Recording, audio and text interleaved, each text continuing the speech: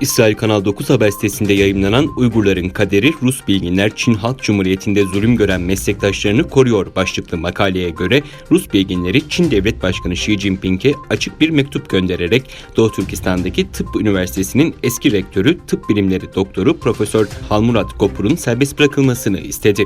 Makale, Doğu Türkistan'da Çin'in tecavüz politikasını protesto eden 10 milyondan fazla Uygur'un hala Çinli yetkililer tarafından yok olma tehlikesiyle karşı karşıya olduğunu söylüyor. Rus bilimcilerden gelen açık mektupta kendisiyle iletişim Aralık 2017'den beri kesildi ve Profesör Halmurat Gopur'la uzun yıllardır yürüttüğümüz ortak bilimsel ve tıbbi araştırmalarımız durma noktasına geldi. Science dergisinin raporlarından Profesör Halmurat Gopur'un siyasi suçlamalar nedeniyle tutuklandığını öğrendik. Profesör Halmurat Gopur dünyaca ünlü bir doktor ve bilim insanıdır. Profesör Gopur 30 yılı aşkın süredir Rusya'nın yaratıcı bilimsel ve tıbbi bağlantılarıyla ilişkilendirilmiştir. Doktora tezini St. Petersburg'daki St. Paul's Medical Üniversitesi'nde bitirmiş, bilimsel ve öğretim çalışmalarında bulunmuştur ifadeleri kullanıldı. Rus Tıp Akademisi'nden 8 akademisyenin ortak imzaladığı mektupta Çin Devlet Başkanı Xi'den Doktor Halmurat Gopur'un serbest bırakılması istendi.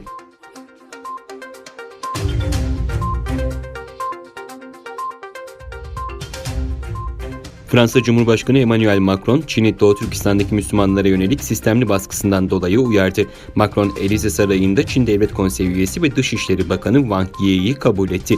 Élysée Sarayı'ndan yapılan açıklamaya göre Macron, görüşmede Çin'in Uygur bölgesindeki Müslümanlara yönelik baskıcı tutumu ve Hong Kong'daki insan hakları ihlallerini endişeyle izledikleri mesajını verdi.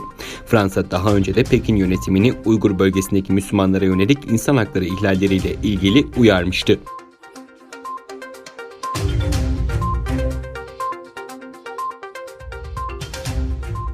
Çin Devlet Başkanı Xi Jinping, Tibet'te bölünmeye karşı mücadele uyarısı yaptı. Jinping, Çin'in Tibet'te istikrarı sağlamak, ulusal birliği korumak ve kitleleri bölünmeye karşı mücadelede eğitmek için dayanıklı, zapt edilemez bir kale inşa etmesi gerektiğini söyledi.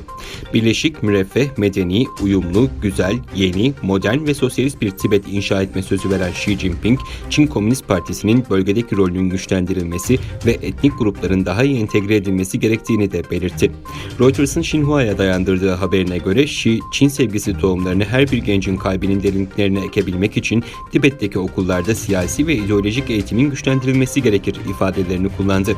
İlaveten Tibet Budizminin sosyalizme ve Çin kurallarına uyum sağlaması gerektiğini sözlerine ekledi. Ancak sürgündeki Tibetli ruhani lider Dalai Lama liderliğindeki muhalifler Pekin'in uygulamalarının kültürel soykırım anlamına geldiğini belirtti.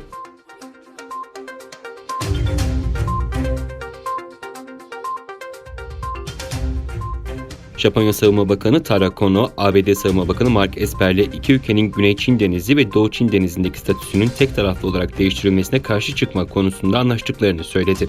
Esper'le görüşmesinin ardından Guam'da online olarak gazetecilerin sorularını yanıtlayan Kono, uluslararası toplumun Doğu Çin Denizi'nde olduğu gibi Güney Çin Denizi'nde de statünün tek taraflı olarak değiştirilmesine kararlı bir tepki vereceği konusunda mutabık kaldık dedi. Kono, Esper'in ABD ile Japonya arasındaki güvenlik anlaşmasının Doğu Çin Denizi'ndeki Senkaku adaları olarak bilinen adacıkları da kapsadığını doğruladığını kaydetti. ABD uzun zamandır Çin'in Güney Çin Denizi'ndeki askeri faaliyetlerine karşılık bölgeye düzenli olarak savaş gemileri gönderiyor. Malezya, Filipinler, Tayvan ve Vietnam, Çin'in bölgedeki enerji kaynaklarındaki haklarını gasp ettiğini öne sürüyor.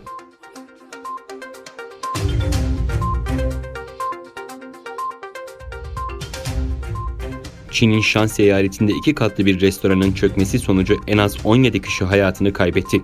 Çin Devlet Televizyonu'ndaki habere göre başkent Pekin'in 630 kilometre güneybatısındaki Xiangfen kentinde yaşanan olayda 4'ü ağır yaralı 30 kişi enkaz altından kurtarıldı. En az 13 kişinin hayatını kaybettiği olayda yüzlerce görevli enkazda arama ve kurtarma çalışmaları yürütüyor. Binanın neden çöktüğü ise henüz bilinmiyor. Çin medyası çöken binanın daha önce otel olarak kullanıldığını duyurdu.